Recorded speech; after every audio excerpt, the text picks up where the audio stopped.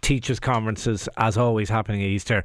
They're not happy. There's talk of strike action. You're not happy. I'm not happy. And to be honest, I'm appalled. I really am. The idea that we have to deal with a further threat now to our children's education off the back of them already having 2 academic years messed up, I think it kind of defies belief, to be perfectly honest.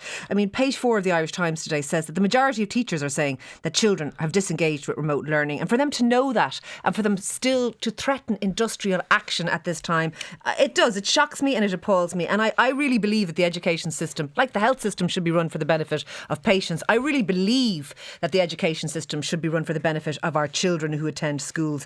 And it seems to me that some people have lost sight of that.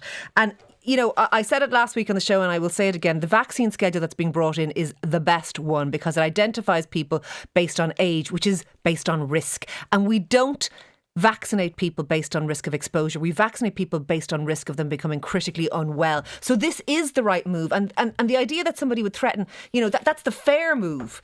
And the idea that somebody would threaten industrial action to undermine the fair move is wrong. And bear in mind one thing, 1/3 of teachers are under the age of 35. There is zero justification for vaccinating those teachers ahead of maybe a 58-year-old Aldi worker. So there's no justification for this. And they are threatening something that is fundamentally the most important thing to most of us in this country, which is our children.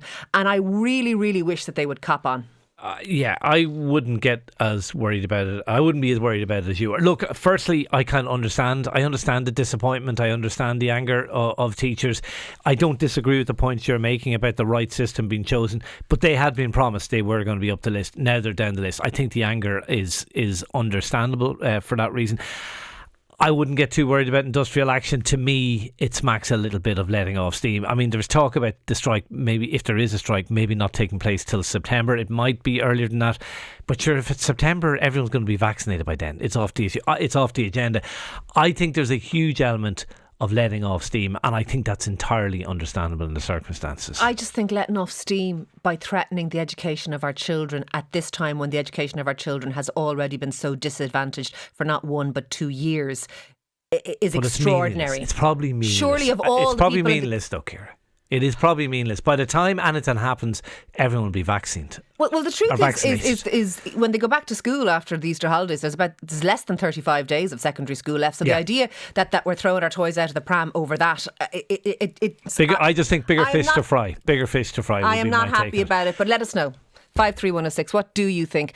Industrial action, is that fair enough? They've changed the vaccine schedules, or are teachers well within their rights to be upset about that? Or do you agree with me that somebody coming for our children's education at this particular time, I'm shocked and appalled?